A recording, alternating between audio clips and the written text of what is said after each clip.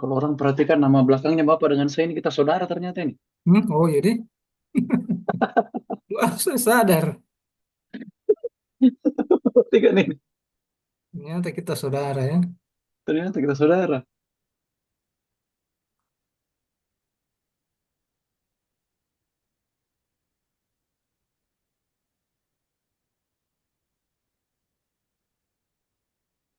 Oh, Pak Ajian sudah join ya? Pagi ya? Sambil setir mobil, enggak apa-apa Pagi ya. Monitor saja.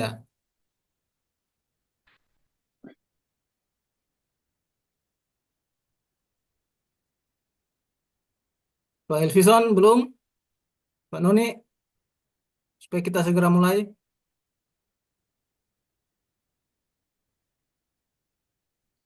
Sebelum mulai, saya harap eh, peserta yang hadir bisa aktifkan kameranya dulu. Kita foto bersama dulu. Ya, diaktifkan saya kameranya. Ya, oke. Saya hitungnya satu, dua, tiga. Ya. Oh, saya copy. Ya. Oh, Pak Erwin mana nih? Hadir, hadir. Pin.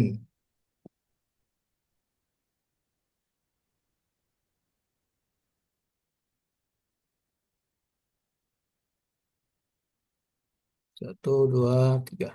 Oke. Ulang-ulang. Pak Erwin, senyum tuh. Satu, dua, ya.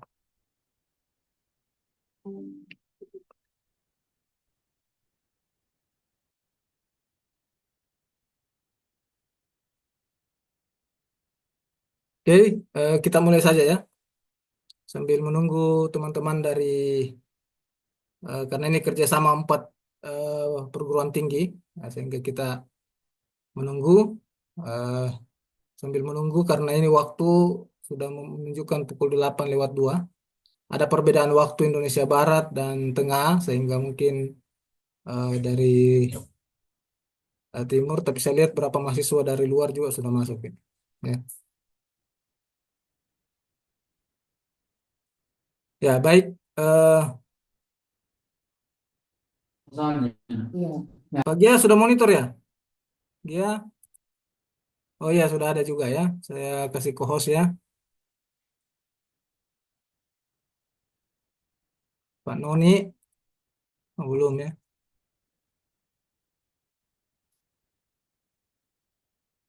Elvison belum.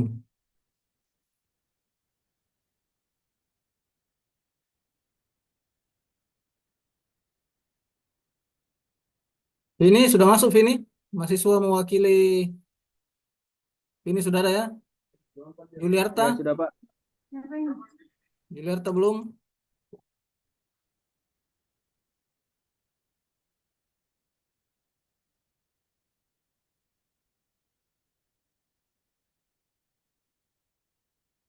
Telepon duluan dari Padang, Pak. Hadir, hadir Pak. Oh, sudah hadir. Oh iya, monitor. Sudah hadir Pak. Pak, saya ada kegiatan juga nih Pak. Gimana Pak? Oh, Bersamaan sambil nih Pak. jalan, Pak. Sambil jalan. Memang Paling saya bisa dengar aja nih Pak. Ini mau oke. jalan Saya juga. kasih co-host dulu, Pak Elvison ya. Ya, siap, siap, siap. Co-host Coba Pak saya dengar. dulu. Ya, Saya kasih ini. Ya, oke. Saya ambil gambar dulu, Pak Elvison, supaya monitornya. siap, siap, siap. Oke Oke. Pak.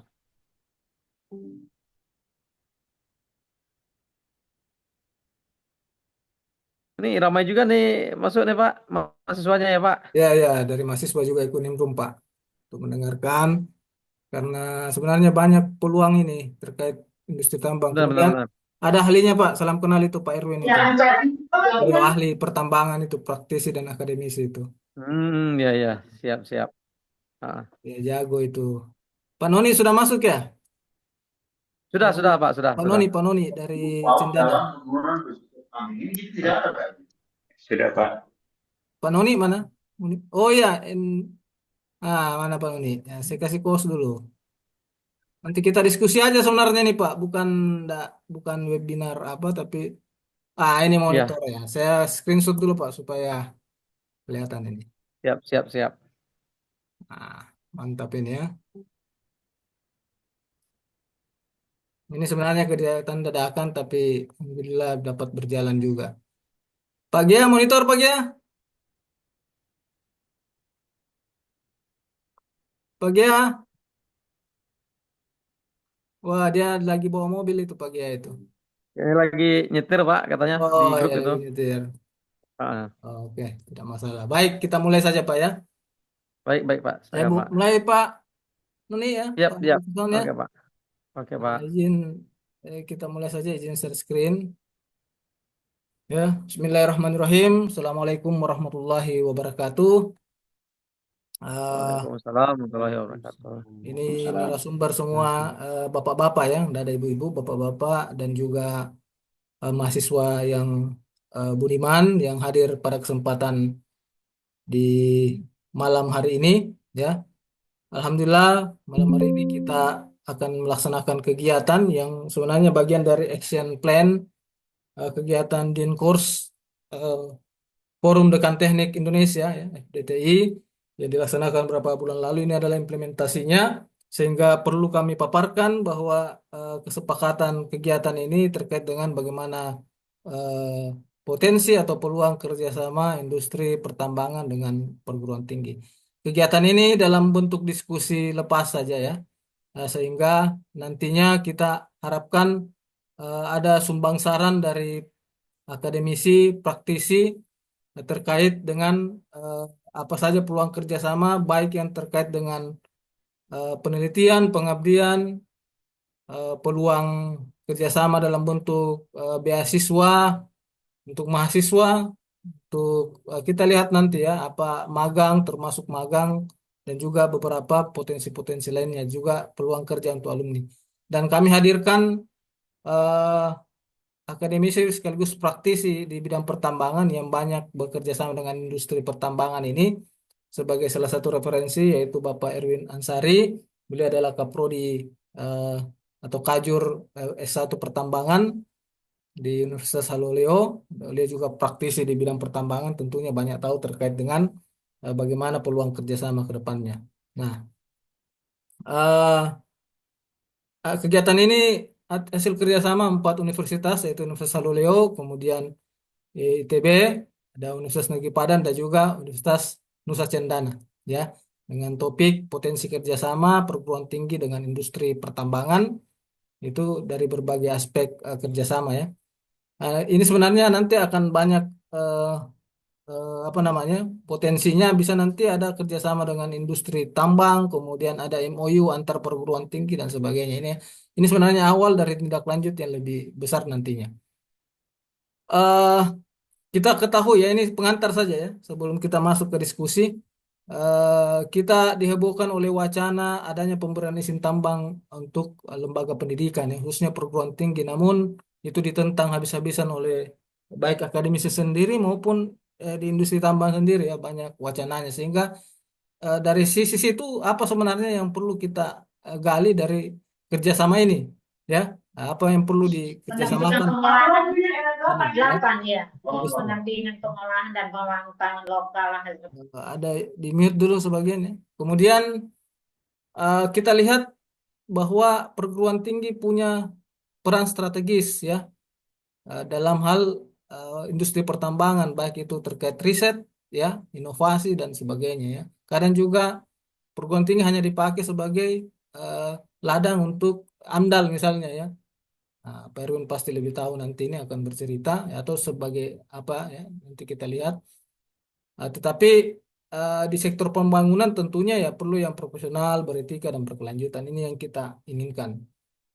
Apa saja potensi kerjasamanya? Ya tadi sudah saya sampaikan, ada kerjasama penelitian yang berkontribusi pada efisiensi dan keberlanjutan operasi pertambangan. Ya, di Uwaluleo sendiri kita banyak kerjasama, dosen-dosen kami digunakan untuk terjun langsung di industri pertambangan. Ya.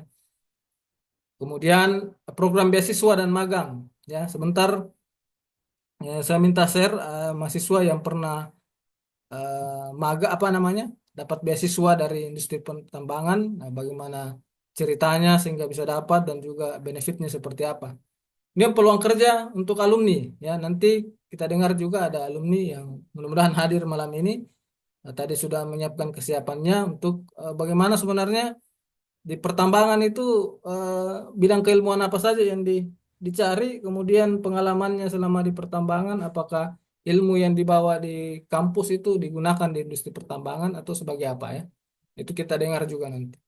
Kemudian serta bentuk-bentuk kerjasama lainnya, olehnya itu kami hadirkan praktisi langsung eh, dan yang sering bersentuhan dengan pertambangan sehingga bisa nanti memaparkan sebenarnya seperti apa kerjasama yang khususnya di perguruan tinggi ya. Nah, kalau di HO sendiri itu saya buka-buka tadi arsip itu banyak eh, banyak di IMIP ya, IMIP PT IMIP karena di situ banyak sekali industri tambang di dalamnya itu ada berapa yang dan berapa tambang lagi kalau di Sulawesi Tenggara ya, termasuk di Pomala itu sudah ada MOU ya antar aneka tambang atau di tempat-tempat lain ya. Kemudian magang di tambang itu akan banyak waktu.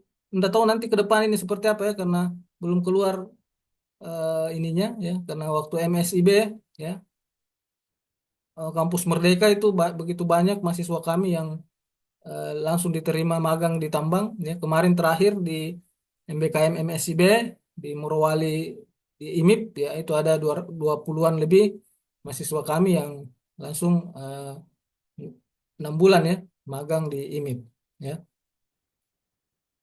dan itu sangat bermanfaat dari hasil laporan mereka. Kemudian selain itu ada beasiswa ya beasiswa tambang itu cukup banyak ya. Sebenarnya dari ini secara Indonesia deh di Freeport ada di Pertamina di industri pertambangan lainnya itu menerima ya biasanya dari dana CSR-nya yang digunakan untuk beasiswa.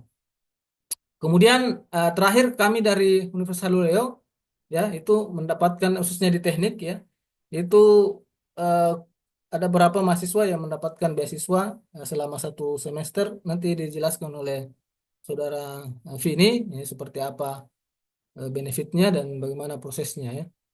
Nah ini beasiswa dan ke depan akan banyak beasiswa-beasiswa yang dikeluarkan oleh apalagi gubernur kita di Sulawesi Tenggara ini orang tambang sehingga ya bisa jadi itu jadi salah satu apa namanya pemicu untuk tambang-tambang ini akan masuk di industri pendidikan kita ya. Ya, nanti kita minta juga dari beberapa perguruan tinggi yang hadir ya dari apa namanya Nusa Cendana seperti apa di sana terkait dengan tambang ya dengan kerjasamanya di industri dan juga dari Padang dan dari ya, Bandung ya. Nah, terakhir nanti ini terakhir ini saja sesinya ya. Sebentar saya akan sosialisasikan atau lomba karya tulis ilmiah yang dilaksanakan oleh IMIP. Ya ini mahasiswa nanti bisa mengikuti kegiatan ini. Ini sesi terakhir saja sebelum kita penutupan. Itu saja sebagai pendahuluan ya. Pendahuluan dari pengantar kegiatan kita hari ini ya. Eh, untuk sama-sama nanti kita menjadi bahan diskusi lebih lanjut ya. Oke. Baik, selanjutnya sebelum ke teman-teman dari perguruan tinggi lain, saya karena ini sumber referensi utama kita itu di industri pertambangan dari saudara Erwin Ansar ya, mungkin bisa menjelaskan eh, pengalamannya selama ini di industri Baik, tambang terkait dengan perguruan tinggi dan tambang. Saya persilahkan Pak Erwin. baik. Terima kasih Pak Nazirin, peserta webinar ya ceritanya ya. Terima Ya, kasih kesempatan yang diberikan kepada saya. Perkenalkan saya Erwin Ansari. Saya merupakan dosen di jurusan Teknik Pertambangan Universitas Haloleo. Baik, saya sangat berterima kasih kepada Nazirin atas undangannya untuk berpartisipasi. Jadi topiknya adalah peluang ya, ya, peluang kerjasama industri pertambangan dengan perguruan tinggi. Kalau kita bicara beberapa tahun lalu, saya menjadi ketua jurusan itu di 2018. Itu kerjasama awal-awalnya itu betul-betul kami yang harus aktif ke industri. Betul-betul kami yang harus komunikasi langsung ke industri, minta untuk adakan peluang untuk kerjasama. Tapi di 3-4 tahun terakhir malah terbalik malah. Industri yang banyak menghubungi kami untuk mengadakan kerjasama. Makanya topiknya peluang sangat terbuka sekali ke depannya. Apalagi sekarang perusahaan-perusahaan itu rata-rata CSR-nya itu diarahkan ke pendidikan. Nah, kalau tadi kita bicara apa saja apa peluang-peluang kerjasama, nah kalau boleh saya share screen dari eh, pengalaman kami di jurusan teknik pertambangan ini kelihatan ya? Kelihatan jelas. Oke, saya full screen dulu. Nah, tadi saya sampaikan bahwa di beberapa universitas, beberapa tahun lalu, di 2018 sampai di 2021 atau 2020 lah, itu betul-betul kita yang eh, kampus itu yang harus jemput bola ke industri. Nah, itu beberapa saya lakukan, tapi terbalik di 2021 ke 2025 sekarang malah perusahaan industri yang banyak meminta untuk kerjasama dengan kampus. Nah, kami sudah lagi ada beberapa penjajakan nanti di tanggal 25 itu dengan rencananya dengan PT Sulawesi Cahaya Mineral di bawah naungan Merdeka Baterai. Nah, itu juga perusahaan besar nasional. Nah, di kita di Universitas Lalu khususnya kami di jurusan Teknik Pertambangan, nah ini ada beberapa perusahaan mitra yang sudah kami kerjasama dan masih berlangsung sampai sekarang. Nah, kalau saya diminta sharing untuk peluang-peluang apa saja, ada banyak sebenarnya Pak Nazirin dengan teman-teman. Contoh di PT Antam TBK. Nah, di PT Antam TBK itu kerjasamanya ada beberapa. Dimulai itu di angkatan 2015. Nah, Antam melalui CSR-nya itu memberikan beasiswa ini buat adik-adik mahasiswa informasinya, memberikan beasiswa khusus ring 1 di sekitar IUP PT Antam. Waktu itu di Pomala, jadi waktu itu mereka melakukan kerjasama dengan kami di Universitas Haloleo. Kerjasamanya bahwa kan biasanya penerimaan jalur mahasiswa itu kan ada 3 ya, bebas tes, dan jalur mandiri. Nah, dengan adanya MOU itu ada jalur khusus buat teman-teman yang beasiswa Antam. Jadi ketika mereka dinyatakan lolos seleksi di Antam, kemudian didaftarkan di Universitas Haloleo. Nah, itu ada seleksi tersendirinya. Nah, itu satu dari PT Antam, yaitu beasiswa ini terbuka sekali buat teman-teman. Bukan cuma beasiswa, jadi beasiswa yang diberikan Antam itu full selama 4 tahun. Jadi ada uang UKT ya, UKT biaya hidup, kemudian mereka disewakan kontrakan, ada uang buku, dan itu berlaku sampai selama 4 tahun. Nah, itu yang beasiswa. Kalau yang di penelitian ini kita sebagai dosen dengan mahasiswa saya kira sangat penting. Penelitian untuk mahasiswa itu sangat terbuka sekali.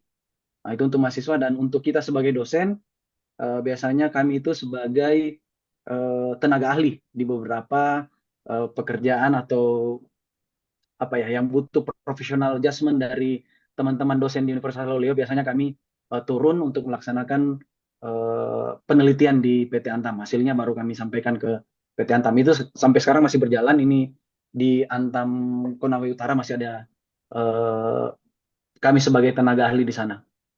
Kemudian PT Arnok Energi Indonesia. Nah, ini juga kemarin di 2024 akhir. PT Arnok Energi Indonesia ini afiliasinya dengan asal Prancis. Mereka adalah perusahaan penyedia software.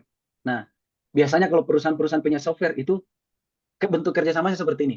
Mereka itu akan memberikan training kepada dosen dan mahasiswa terkait software-software. Kalau kami di software-software tambang, itu akan ada training selama 1 minggu.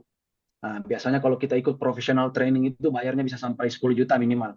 Nah, kalau kita ada kerjasama, mereka datang di sini, full pembiayaan dari mereka, kita cuma memfasilitasi tempat dan peserta. Nah, itu kita diberikan training selama 1 minggu. Nah, biasanya perusahaan-perusahaan software itu akan memberikan lisensi kepada kita universitas untuk digunakan di kegiatan pendidikan, penelitian, dan pengabdian. Jadi silakan kalau ketika mendapatkan lisensi, kita diberikan software. Nah, feedbacknya dari universitas apa buat mitra yang terkait software ini, kita memberikan feedback kepada mereka. Bagaimana softwarenya itu, apa yang kurang, atau apa yang masukan yang bisa kita berikan. Nah, itu biasanya kewajiban buat kita yang diberikan license itu untuk memberikan feedback. Nah, itu untuk yang PT Arnok Energi Indonesia. Kemudian ada PT Anugrah Interaktif Mandiri. Nah, ini perusahaan awalnya startup juga. Jadi mereka itu membuat VR, virtual reality. Kami di tambang kesulitannya akses untuk ke lokasi tambang itu susah ya, karena mahasiswa mau ke lapangan itu pasti ada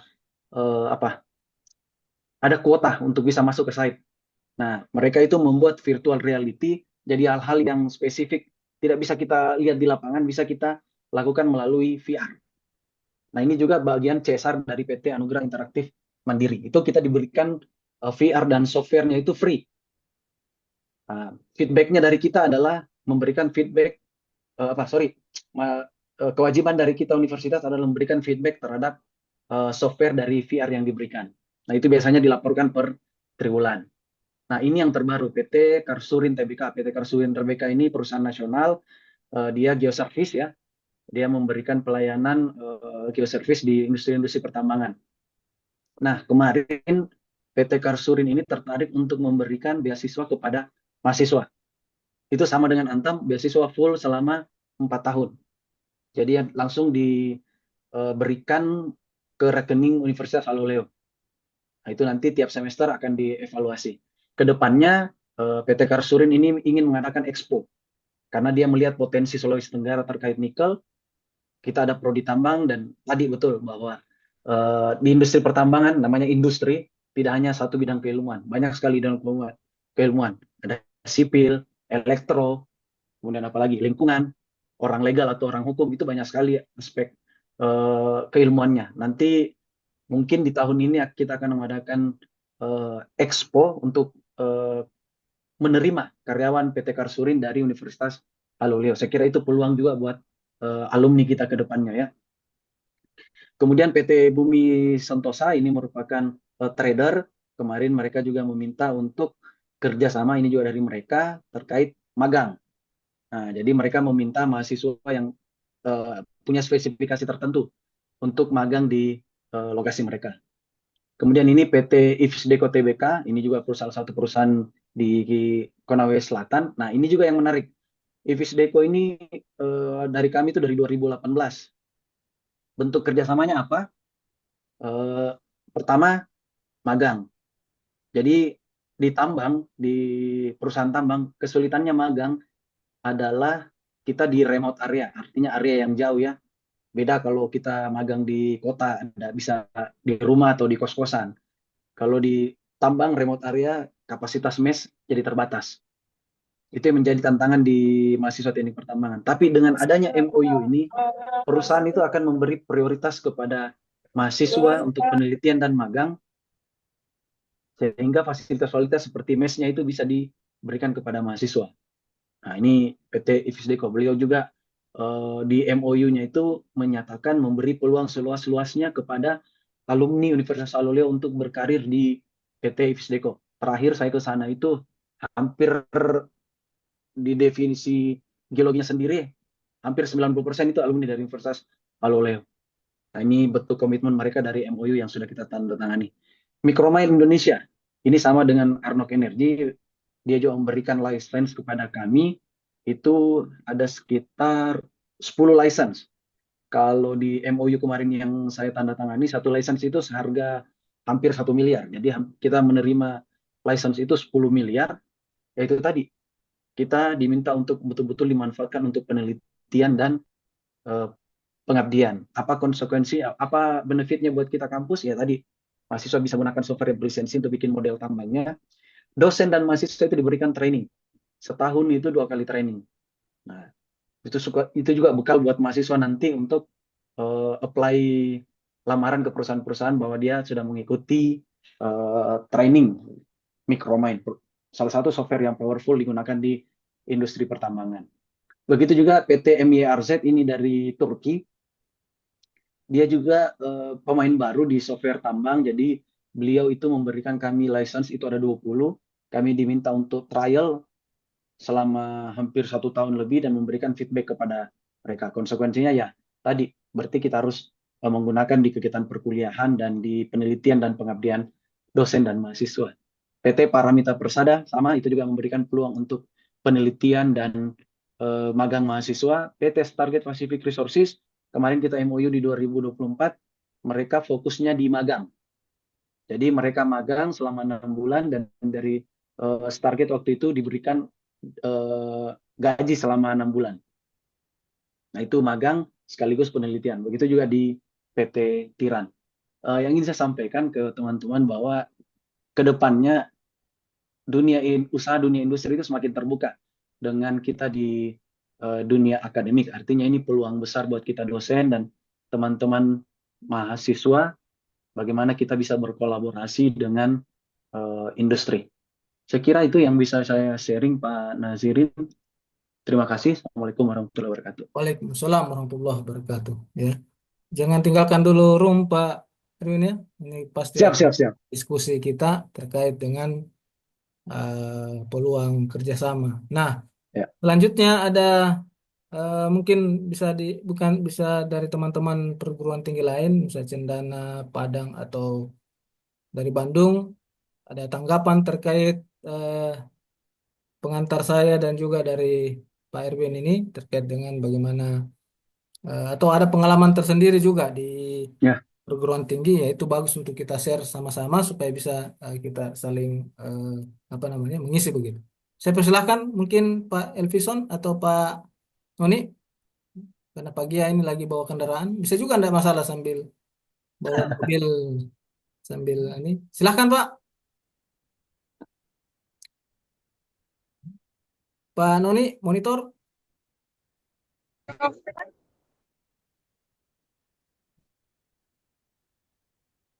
Pak Elvison, bisa juga dari adik-adik mahasiswa kalau ada pertanyaan dari ini sebelum masuk ke mungkin dari ada gangguan jaringan dari teman-teman dari Padang dari ini. Kalau enggak bisa langsung diskusi ya. Ah, kalau enggak nanti saya persilahkan ke Vini dulu untuk pengalaman terkait beasiswa ya. Eh, Vini Binrungga ya ini mahasiswa UAO yang kemarin dapat beasiswa dari Tambang juga dari IMIP ya kalau enggak salah. Silahkan Vini. Mungkin ada yang ingin diceritakan terkait pengalaman ini untuk jadi bahan referensi untuk adik-adik kalian juga. Silahkan, Vini dulu. Nanti sambil menunggu teman-teman dari Padang, dari Nusa Cendana mungkin ada yang bisa di-share. Ya. Saya persilahkan, Vini. Ya. Pak, terima kasih atas kesempatannya. Yang terhormat para akademisi dan praktisi bidang pertambangan serta seluruh peserta webinar diskusi panel yang saya hormati. Perkenalkan, nama saya Vini Bindungga. Saya mahasiswa jurusan Teknik Elektro Universitas Haluoleo. Saya merupakan salah satu penerima mahasiswa dari 13 penerima mahasiswa Universitas Haluoleo tahun 2024. Pada kesempatan ini saya akan menjelaskan secara singkat mengenai tujuan, persyaratan, serta manfaat dari beasiswa IMIP Peduli tersebut. Beasiswa ini merupakan inisiatif dari PT Indonesia Morowali Industrial Park IMIP yang bertujuan untuk mendukung pengembangan sumber daya manusia di kawasan industri Morowali. Program ini diharapkan dapat menciptakan tenaga yang berkompeten dan siap berkontribusi di sektor industri hilirisasi. Selain itu juga tujuan dari beasiswa IMIP Peduli ini mencakup upaya membantu mahasiswa berprestasi khususnya di bidang teknik dan industri dalam menyelesaikan studi mereka. Program ini tidak hanya memberikan bantuan finansial saja, akan tetapi juga berfungsi sebagai sarana untuk mempersiapkan penerima beasiswa agar siap bekerja di industri hilirisasi, terutama di kawasan industri Morowali. Dengan demikian, program ini diharapkan mampu mencetak sumber daya manusia yang berkualitas dan berdaya saing untuk mendukung pertumbuhan industri di Indonesia. Jadi, beasiswa IMIP Peduli ini tersebar di seluruh universitas yang ada di Indonesia. Salah satunya yaitu di Universitas Haluoleo. Adapun persyaratan untuk mendaftar pada beasiswa IMI Peduli ini, yaitu mahasiswa berprestasi dibuktikan dengan prestasi kumulatif atau IPK minimal 3,0 dan berasal dari keluarga tidak mampu dengan surat keterangan tidak mampu. Dengan batas semester yaitu semester 4 dan tidak menerima beasiswa lain serta tidak terikat dalam kegiatan ikatan dinas lain dibuktikan dengan surat pernyataan serta mendapatkan surat rekomendasi dari Fakultas Teknik. Adapun benefit dari beasiswa ini yaitu kita diberi beasiswa selama 4 semester sebesar 10 juta dan kita memiliki kontrak kerja selama 2 tahun. Jadi setelah kita lulus kuliah, kita wajib mengikuti ikatan dinas kerja selama 2 tahun di PT IMIP. Mungkin itu Pak yang bisa saya bagikan. Saya kembalikan Pak. Ya, Terima kasih. ini yang menarik sebenarnya nih, Vini ya, bisa nanti diskusi juga. Berarti setelah Anda lulus itu ada ikatan kerja, ya, ada ikatan kerja berapa? 2 tahun ya? Iya Pak, kemarin kita sudah melakukan tanda tangan kontrak kerja antara mahasiswa dengan PT IMIP terkait kontrak kerja selama 2 tahun. Jadi setelah kami lulus dari kampus, kami langsung direkrut untuk bekerja di IMIP selama 2 tahun. Nah, ini juga mungkin salah satu motivasi buat yang lain dan juga buat Vini sendiri ya, berarti harus cepat selesai nih, ya, harus cepat selesai. Sekarang di skripsinya di tahap mana? Untuk skripsinya Pak sudah kemarin saya sudah proposal dan sekarang sudah sementara menyusun hasil Pak. Insya Allah tahun ini sudah selesai Pak. Ya, itu ya. Jadi keuntungan untuk prodi itu akan mendapatkan diakreditasi 0 masa tunggu ya, periodenya. 0 masa tunggu kerja ya. Nah, kalau seperti ini. Jadi salah satu benefit beasiswa ya seperti itu akan dapat 0 karena dia langsung kerja ya, langsung kerja walaupun sebenarnya 2 tahun kontrak tapi itu minimal. Bisa saja kan ada perpanjangan ya. Jadi ada perpanjangan tergantung dari kinerjanya ya walaupun 2 tahun. Oke. Tetap di tempat sini ya, siapa tahu nanti ada diskusi lebih lanjut dari mahasiswa lain ya. Nah, selanjutnya Pak Noni mungkin sudah aktifkan kamera. Silakan Pak Noni. Ada sharing terkait dengan pengalaman di kampusnya. Saya persilahkan Pak Noni. Di Nusa Cendana ini di Kupang ini kan ada juga tambang ya. Foto saya. Silahkan Pak Noni. Belum aktif anunya mic-nya.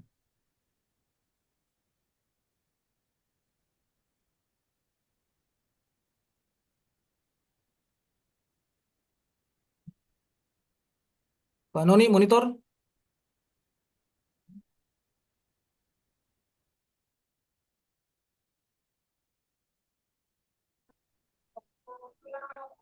Pak Noni monitor. Kayaknya tidak dengar. Tidak. Anda aktif. Pak Noni. Mungkin ada gangguan audio ya. Oh ada gangguan ya. Ada gangguan audio. Belum ya. Silahkan mahasiswa kalau ada pertanyaan sambil menunggu aktif. Pak Ya, Gia. Pak Nazirin. Oke, Ya, silakan Pak Pak Gia. Nazirin. Ya, Selamat silakan. malam. Ya, Ada mohon maaf. sharing. Selamat malam, Bapak-Bapak sekalian, para mahasiswa. Ini mohon maaf, saya tidak bisa mengaktifkan kamera sambil berkendara dari Bandung ke Jakarta malam ini. Terima kasih juga untuk Pak Nazirin dan rekan dari Universitas Halu Oleo yang menyelenggarakan acara malam ini. Jadi paparannya menarik sekali dari dua pembicara tadi. Mungkin saya sedikit berbagi pengalaman aja, Bapak dan adik mahasiswa dari ITB gitu ya. Kalau dari ITB mungkin untuk program-program baik itu skema kerjasama maupun beasiswa juga memang sebetulnya juga sudah dilaksanakan. Tapi mungkin ini terkait tadi yang program beasiswa atau juga peluang-peluang di industri ini berdasarkan pengalaman. Kalau di ITB kami biasanya di semester 6 itu antara 6 dan 7 kewajiban kerja praktik. Mungkin saya kurang tahu di Halo Oleo apakah juga ada skema serupa. Harusnya mungkin kalau di teknik mirip-mirip gitu ya. Jadi bisa jadi apa namanya tidak melalui skema-skema tadi mendaftar program beasiswa atau misalkan kesempatan yang lainnya, bisa dimulai dari adik-adik mahasiswa, mungkin bisa mulai dari ruang kerja praktek tersebut. Biasanya beberapa mahasiswa dari kami itu memulainya dari kerja praktek, gitu ya. Kemudian saat kerja praktek apa namanya diberikan case study yang bisa diselesaikan dalam waktu 1-2 bulan. Tapi kemudian juga case study tersebut dibawa atau dilanjutkan sampai dengan tugas akhir. Nah, biasanya untuk mahasiswa yang cukup dinotis dalam artian memberikan performa yang baik, perusahaan bisa memberikan apa namanya perhatian khusus gitu. Jadi proses rekrutmennya bisa dilaksanakan mulai dari tadi apa namanya sudah dinotis oleh perusahaan, mulai dari proses kerja prakteknya, kemudian tugas akhirnya, dan akhirnya apa namanya proses rekrutmennya biasanya relatif dipermudah dibandingkan dengan proses rekrutmen secara umum gitu, karena sudah dinilai oleh usernya, gitu. User itu atasan atau pihak unit yang akan hire adik-adik mahasiswa setelah lulus gitu, melihat bahwa ini sudah kerja dan memiliki kemampuan untuk apa namanya berkontribusi di perusahaannya. Jadi sebetulnya ada celah lain atau cara lain yang bisa diupayakan untuk adik-adik mahasiswa gitu. Secara formal tadi, kalau formal kan dapat beasiswa harus ada IPK sekian dan lain sebagainya, persyaratan misalkan dari latar belakang keluarga. Mungkin kalau hal-hal tersebut apa namanya ada yang tidak bisa dipenuhi atau belum bisa dipenuhi gitu ya, itu mungkin bisa mencoba skema melalui jalur kerja praktik ya. Ya, kemudian di apa namanya diperlihatkan performa yang cukup baik saat kerja praktiknya, kemudian juga bisa diusulkan untuk melakukan tugas akhir di industri gitu. Biasanya industri menyukai skema-skema seperti itu karena apa namanya mereka memiliki banyak problem di lapangan gitu, yang mungkin perlu penyelesaian teknis gitu. Ada beberapa kasus mungkin itu lari ke universitas gitu ya untuk mencari solusinya, tapi seandainya ada yang memberikan kontribusi yang terlihat oleh usernya, itu bisa jadi apa namanya kunci lah atau celah untuk bisa juga nanti berkarir di industri pertambangan terkait. Itu mungkin sedikit pengalaman mahasiswa di ITB, Pak Nazirin dan kawan-kawan sekalian. Ya, mohon maaf mungkin saya apa namanya akan lebih baik menerangkan lagi. Ini masih di kilometer 80 menuju ke Jakarta. Hati-hati Mas Gia ya. Ya, terima kasih, Pak. Apalagi kalau di tol ya. Oke, pelan-pelan saja. Oke, terima kasih Mas Gia sharingnya terkait dengan kerja praktek industri. Ini kayaknya korelasinya ke Pak Erwin ini. Yang kayaknya karena mahasiswanya kan lebih banyak. Apakah memang 100% mahasiswanya Pak Erwin karena teknik pertambangan, magangnya di tambang, Pak? Dan apakah mereka langsung kerja di tambang atau ada juga yang kerja di luar bidangnya? Bisa jadi Gojek atau apa ya, atau seperti apa. Mungkin ada pengalamannya di khusus teknik pertambangan ini. Saya persilakan Pak Erwin. Ya, betul. Mas Gia, terima kasih tadi sharingnya. Ya, betul. Di kami itu, di teknik pertambangan itu, di kurikulum yang lama itu mewajibkan seluruh mahasiswa itu untuk melaksanakan kerja praktek, seperti yang disampaikan Mas Gia tadi. Tapi tantangan sebenarnya di industri pertambangan itu tadi saya sampaikan bahwa kita mau magang di industri pertambangan itu tantangannya adalah akomodasi. Kami di teknik pertambangan ada 100 orang. Tidak semua akan terserap bersamaan di industri pertambangan untuk magang bersamaan. Karena tadi kita di remote area yang jauh dari kota ya. Jadi mau tidak mau ketersediaan mes itu sangat penting. Nah, itu yang menjadi kendala di mahasiswa tambang. Nah, kenapa kita perlu kerjasama dengan industri? Karena itu tadi, ketika kita memiliki kerjasama, mereka itu akan selalu menyediakan mes untuk mahasiswa.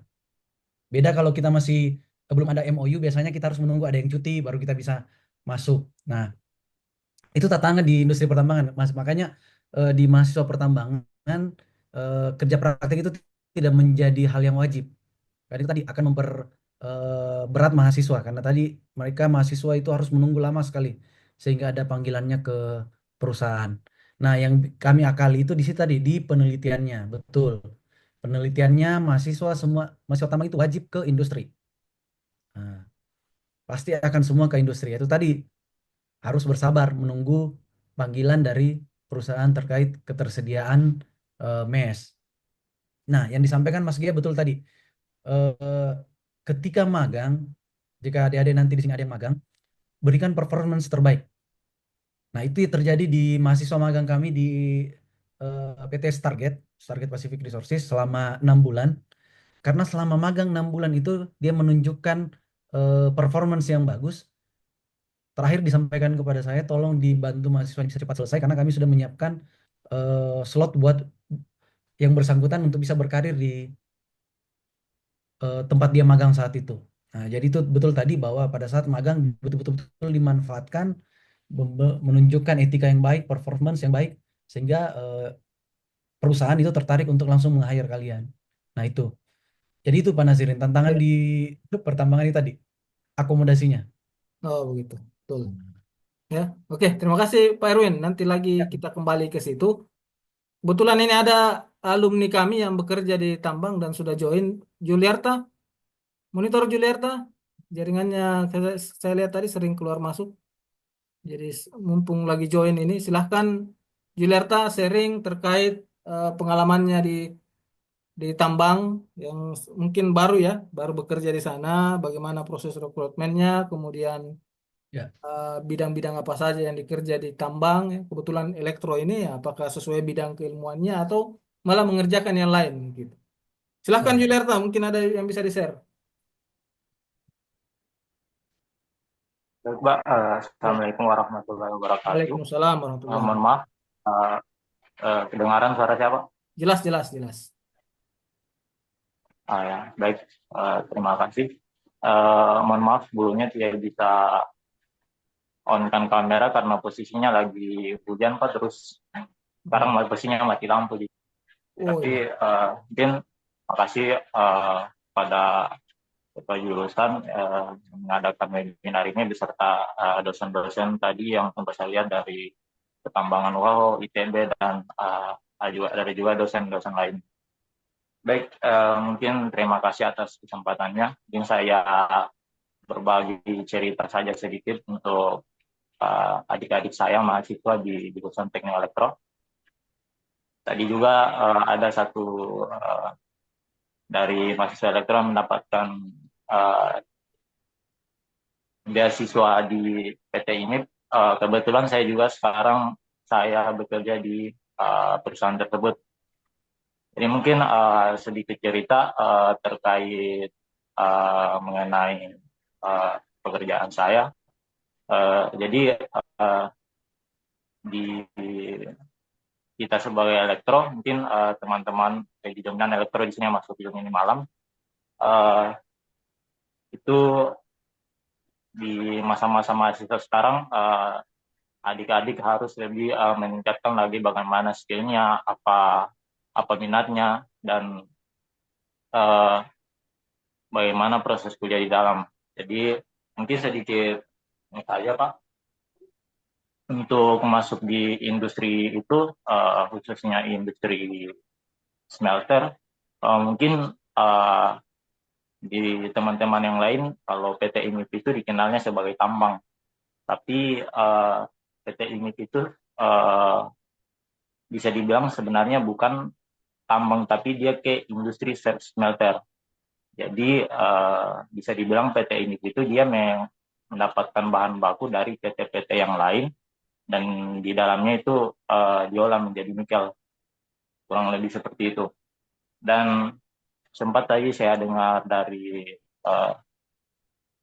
dosen pemapar materi pertama, memang di industri itu tidak hanya satu jurusan, tapi banyak jurusan yang memang berkontribusi di dalamnya. Ada elektro, mesin, ada ilmu lingkungan, terus pertambangan, ada hukum, maupun analisa lab, laboratorium.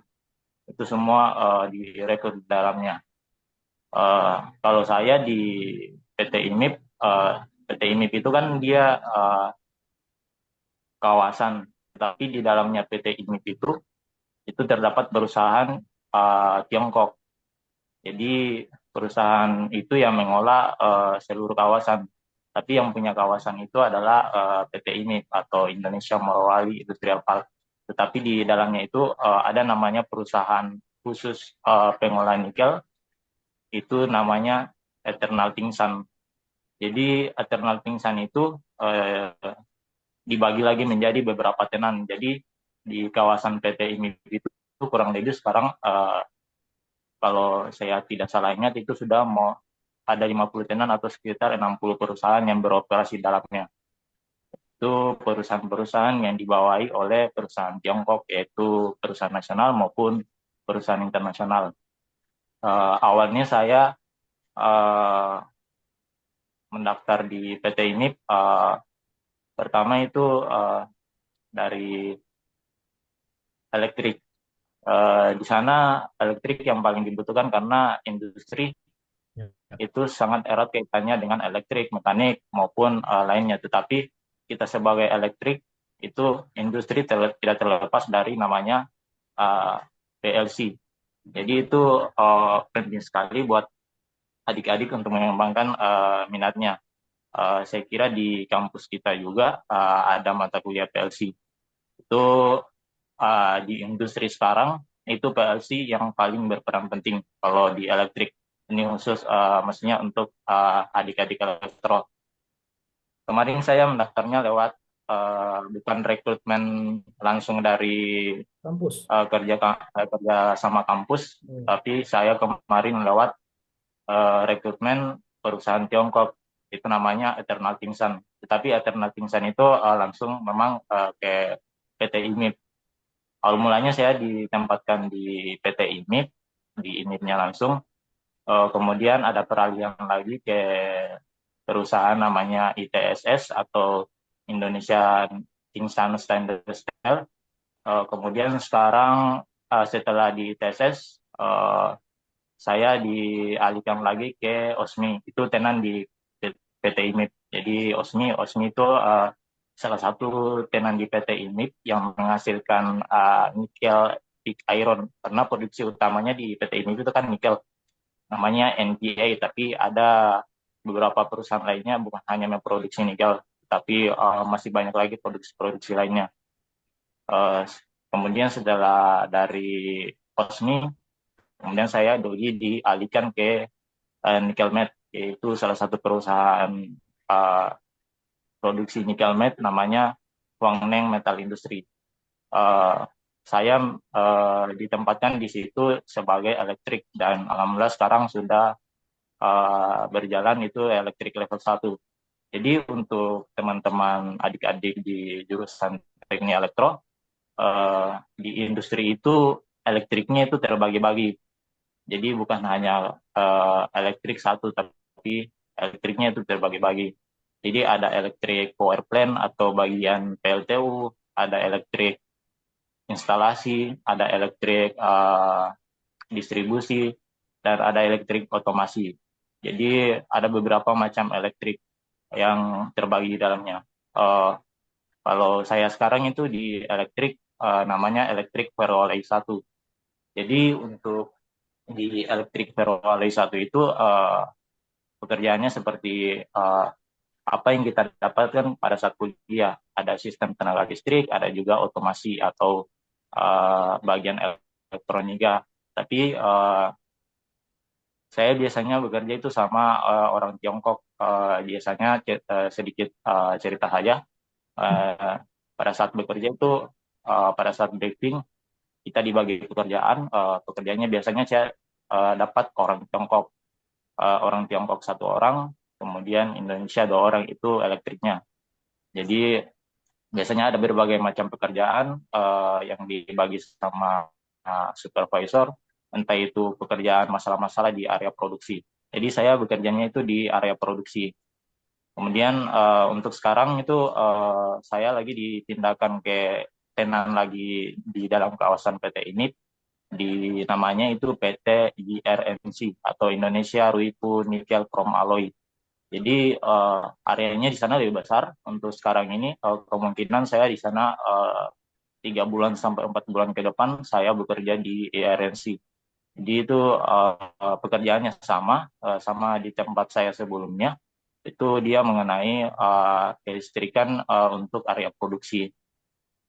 Jadi kaitannya dengan apa yang kita dapat di kampus itu sebenarnya sudah sangat berkaitan, tetapi perlu adik-adik elektro pahami minat kalian itu pada saat bermahasiswa itu harus ditingkatkan, karena ketika teman-teman suatu saat nanti masuk di dunia industri atau di dunia kerja, itu pesaing-pesaingnya itu lumayan sangat bisa dibilang semua orang pintar, karena biasanya kalau di elektrik itu biasanya dari Tiongkok itu tenaga ahli yang diturunkan atau tenaga ahli yang didatangkan dari Tiongkok untuk bekerja di kawasan.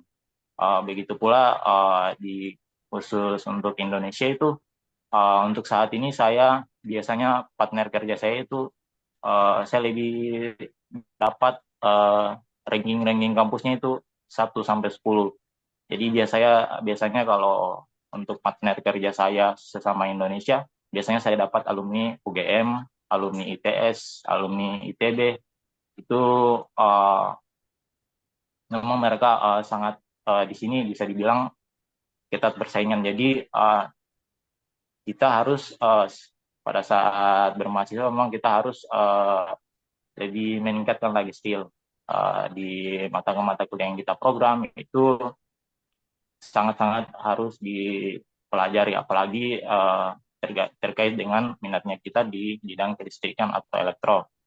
Tetapi mungkin ada teman-teman juga yang fokus di elektronika ataupun otomasi itu ada namanya dia satu tenan di PT ini itu dia khusus otomasi atau khusus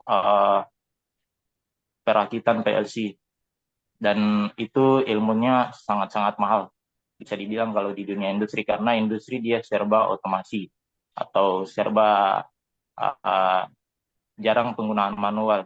Pernah saya dapat tenan itu di bagian furnisnya, atau biasa mungkin teman-teman pernah lihat bagian tungku itu sekarang dia sudah gunakan penyodok otomatis. Dia namanya mesin Panzer, itu mesin otomatis yang diprogram melalui PLC. Jadi biasanya orang-orang furnis itu tidak lagi turun ke lapangan mensodok cairan nikel, tetapi ada mesin khusus yang menggunakan sensor. Itu menurut saya sangat-sangat memang teknologi-teknologi yang diterapkan di setiap PT itu beda, tapi memang ada beberapa teknologi yang rumit yang memang khusus untuk industri. Tetapi tidak terlepas dari itu, dasar-dasar yang kita pelajari di kampus sebenarnya itu sangat berkaitan, baik itu sistem tenaga listrik maupun elektronika. Apalagi dunia elektronika sangat berkembang, bisa dibilang semakin kecil alatnya semakin bagus penggunaannya, itu sangat-sangat berkembang pesat. Kemudian untuk teman-teman mungkin yang minat nanti bekerja di kawasan industri, salah satunya adalah misalnya di IMIP, itu perlu teman-teman upgrade skill-nya. Kemudian karena di sini itu pertama persaingannya itu sangat ketat. Kalau untuk elektrik bisa dibilang sangat ketat. Kemudian ketika Anda lulusan sarjana teknik kemudian tidak memiliki skill, hanya sekarang itu menurut saya nilai ijazah itu tidak berpengaruh lagi. Bisa dibilang begitu, karena yang dibutuhkan adalah skillnya teman-teman.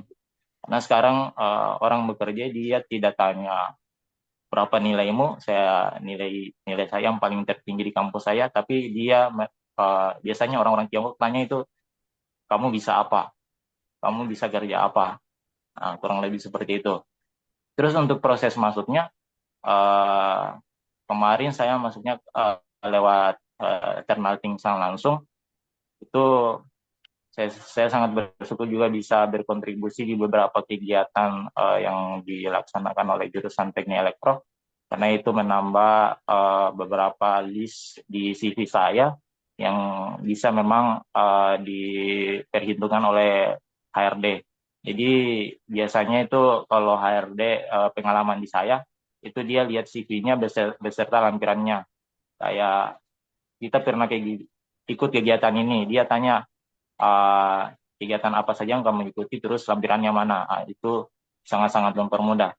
Itu semakin banyak kegiatan-kegiatan yang kita ikuti, khususnya di bidang keilmuan, itu sangat mempermudah nanti pada saat proses pelamaran kerja.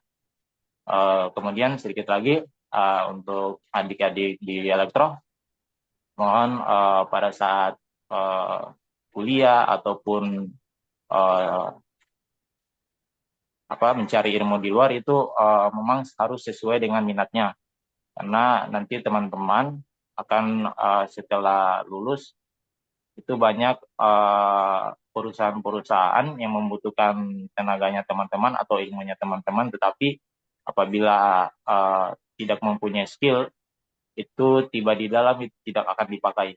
Maksudnya tidak akan dipakai itu kamu jarang dipanggil kerja atau begitu, semacam begitulah. Intinya fokus ke skillnya teman-teman, skillnya apa, terus tolong di-upgrade lagi supaya nanti pada saat kuliah tidak bingung. Nanti pada saat setelah kuliah itu tidak bingung mau kerja di mana. Tetapi kita tidak rugi kalau memilih elektro, karena elektro itu misalnya bagian elektrik itu bukan hanya dalam perusahaan dipakai. Teman-teman juga bisa buka usaha di luar. Karena ilmu elektrik itu dia tidak hanya digunakan di industri, tapi ketika teman-teman keluar mungkin pada saat bekerja terus resign, mau milih buka usaha, itu sangat berguna juga. Mungkin itu sedikit saya Pak dari saya. Assalamualaikum warahmatullahi wabarakatuh. Waalaikumsalam warahmatullah. Luar biasa ini pengalaman Juliarta, diceritakan semua, dan ini betul ya, apa yang kita tuntut di bangku kuliah itu nanti akan berbuah hasil di depannya ya. Dan ini jadi pelajaran untuk adik-adik yang hadir hari ini, mahasiswa yang ini mungkin bisa ambil pengalaman dari Juliarta tadi. Ada pertanyaan Juliarta ini terkait bagaimana sebenarnya budaya kerja di tambang itu, khususnya di lokasinya, budaya kerjanya, disiplinnya, dan kan apalagi ya kita lihat kadang ada interaksi asing ya, apa namanya, pegawai asing dengan, khususnya yang China sini dengan ini pribumi kadang tidak bagus atau seperti apa, atau mungkin ada bagaimana budaya kerja di lingkungan tambang ini, Juliarta. Sedikit dicerita saja, singkat. Baik, terima kasih atas pertanyaannya. Untuk budaya kerja di dalam, saya sendiri sangat merasakan pertama-tama kerja itu sangat sulit berkomunikasi. Karena kita kerja di sana itu bukan sama Indonesia. Karena kita di sana kerja sama orang Tiongkok atau China. Kemudian di sana itu perlu di dalam itu bukan hanya bekerja, tapi belajar lagi. Belajar budaya Tiongkok, kemudian belajar bahasanya, karena ketika kita di lapangan kerja itu Tiongkok, dia pakai bahasa Tiongkok. Jadi kita juga harus belajar budaya mereka, karena biasanya mereka pada saat kerja itu sangat disiplin, betul-betul tidak ada toleransi terlambat 1 menit maupun telat absen 1 menit itu bisa fatal atau bisa dikasih peringatan. Jadi kalau budaya kerja di sama Tiongkok itu sangat-sangat disiplin. Nomor satu disiplinnya. Kemudian di sana itu pekerjaannya biasanya lebih ke harus kita kuasai bahasa sehari-hari. Misalnya saya kasih contoh di elektrik. Elektrik itu kan pasti alat-alat yang kita gunakan itu alat-alat untuk maintenance. Itu biasanya pertama-tama saya harus menghafal bahasa-bahasa Tiongkok mengenai alat-alat tersebut. Kemudian saya harus menguasai area-area pekerjaan listrik, kemudian area berbahaya di mana, kemudian zona merah di mana. Itu semua harus pakai bahasa Tiongkok. Tetapi ada juga sebagian orang-orang Tiongkok yang sudah sedikit pasti menggunakan bahasa Indonesia. Memang ada sebagian, tetapi kebanyakan untuk sekarang ini dari kita yang belajar bagaimana cara berkomunikasi sama Tiongkok ketika di lapangan, karena kalau kita tidak menguasai sedikit bahasanya juga bisa jadi pada saat pekerjaan itu bisa salah salah bekerja. Kemudian di sana memang ada jubir, ada juru bicara untuk khusus translate bahasa Tiongkok ke Indonesia, tetapi itu sangat terbatas. Ketika kita berada di lapangan, itu sangat-sangat terbatas. Kita hanya berkomunikasi langsung sama orang Tiongkoknya. Jadi itu diperlukan juga kemampuan bahasa Mandarin. Tetapi di dalam perusahaan ada kelas Mandarin, ada banyak kelas Mandarin untuk belajar. Pertama-tamanya saya juga sering belajar, sampai sekarang masih belajar untuk kelas Mandarin. Untuk yang saya tahu sendiri di misalnya di dalam kawasan PT ini itu ada namanya beasiswa Mandarin. Nanti karyawan yang mengikuti bahasa Mandarin terus lolos itu langsung diberangkatkan ke China langsung untuk belajar semacam kuliah bisa dibilang kuliah S2 itu khusus belajar bahasa Tiongkok. Itu ada beasiswa di dalamnya. Tetapi untuk komunikasinya bisa dibilang Tiongkok 70%, Indonesia 30%. Intinya dari kita itu harus pintar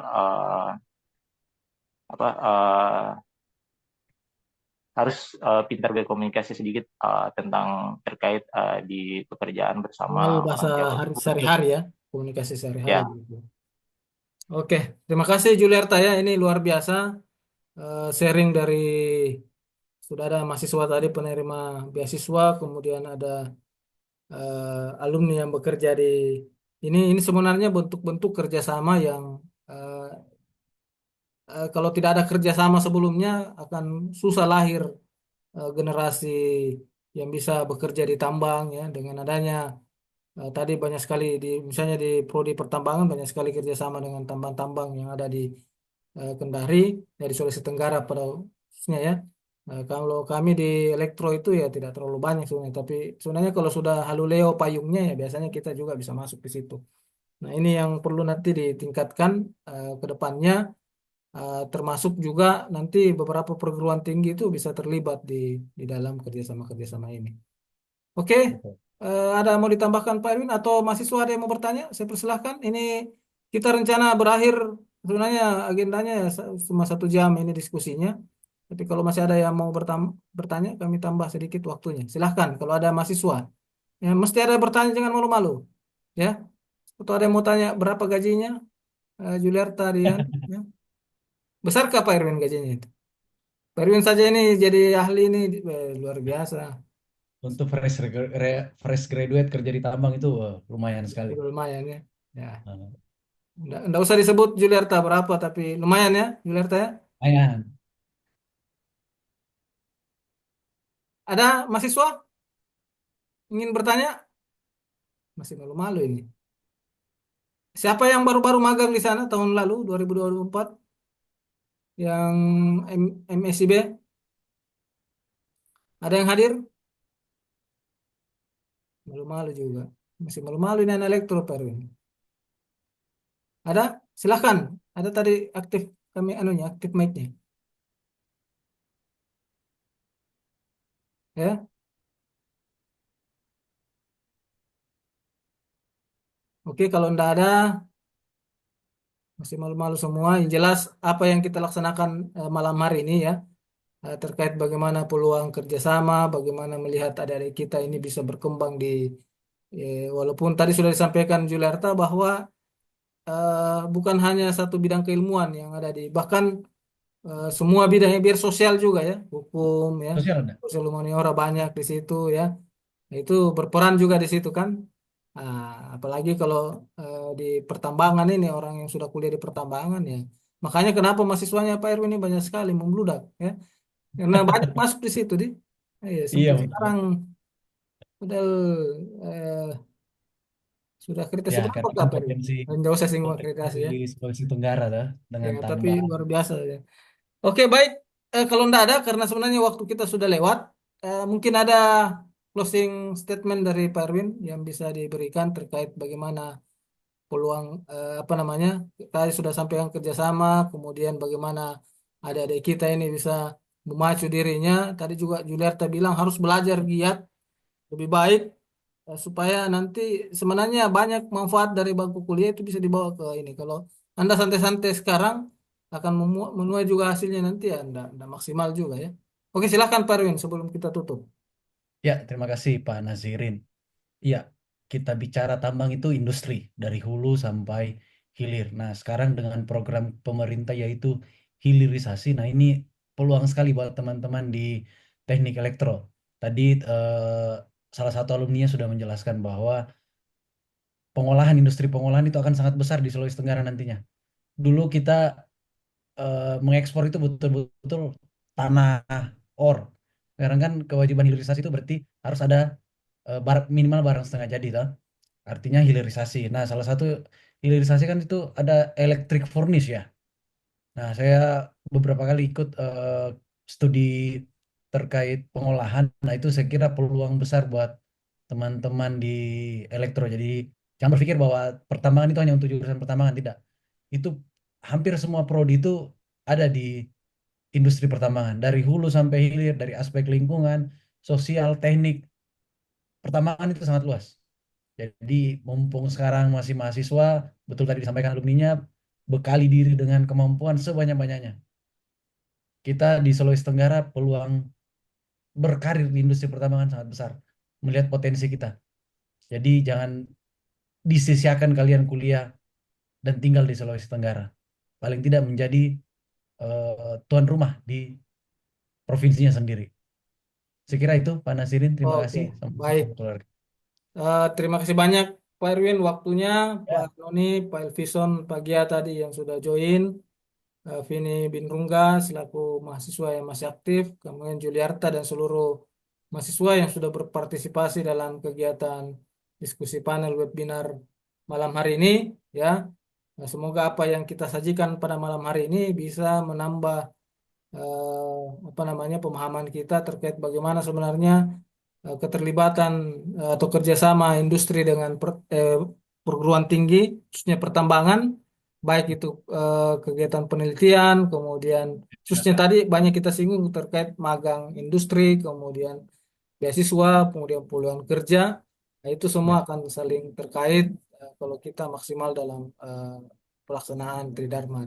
Saya rasa demikian. Sekali lagi terima kasih Pak Erwin. Nanti saya akan ada sertifikat kegiatan Siap. ini ya. Kalau honor nggak ada Pak Erwin ya. Mana, Saya juga mana, nggak mana. seberapa dibanding tenaga ahli di pertambangan ya. Makanya kita sertifikat untuk BKD ya. Pak Erwin akan kita Betul, betul, berikan betul.